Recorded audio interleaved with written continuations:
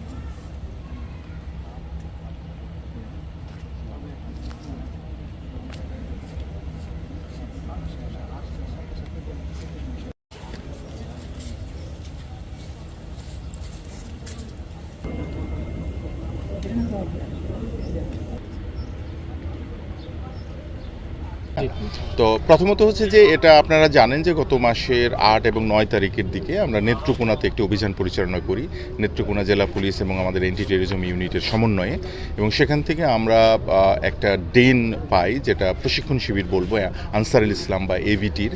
তো সেখান থেকে প্রাপ্ত তথ্যের ভিত্তিতে দেশব্যাপী আমাদের অনেকগুলো অভিযান পরিচালিত হয়। সেই অভিযানের ভিত্তিতে আমরা গতকাল সামওয়ানকে অ্যারেস্ট করি কক্সবাজার থেকে। তার কাছ থেকে প্রাপ্ত তথ্যের ভিত্তিতে গতকাল থেকে আমাদের কয়েকটা টিম নারায়ণগঞ্জের এই এলাকাতে কাজ করতেছিল, যেখানে একটা ডেন রয়েছে যেখানে একাধিক সদস্য থাকতে পারে, তাদের গুরুত্বপূর্ণ সদস্য। তো সেই ভিত্তিতে আজকে সকাল 10টার দিকে আমরা যখন এই বিল্ডিংটাকে আইডেন্টিফাই করি, দেন সে অ্যাপ্রুভ করে আমাদেরকে যে this is that building.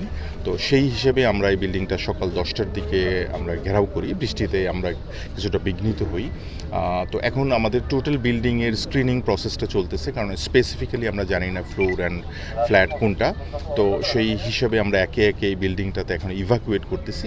Then evacuation প্রসেসটা শেষ হলে দেন হয়তো বা আমরা স্পেসিফিক্যালি পার্সন কেউ এখানে আছে কিনা, বা তারা এখনও আছে কিনা, বা স্পেসিফিক্যালি তাদের রুম কোনটা, সে রুমের কিছু ম্যাটেরিয়ালস থাকার কথা, যেটা আমাদের কাছে তথ্য আছে।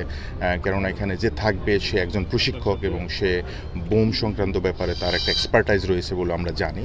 তো সে প্রিকশনটা রেখেই আমরা মূলত ইভাকুয়েশনটা করতেছি, এবং আশেপাশের ইলেকট্রিক লাইন এবং গ্যাস লাইনগুলো হয়তো কিছুক্ষণের মধ্যে আমরা বন্ধ করে দিব, এবং আমরা সোয়াট টিম সহ ভিতরে প্রবেশ করে পরবর্তী যে আমাদের আভিযানিক যে কার্যক্রমটা সেটা পরিচালনা করব। তো আশা করি যে স্বল্প সময়ের মধ্যে অভিযানটা শেষ করে আপনাদের একটা ক্লিয়ার ব্রিফিং আমরা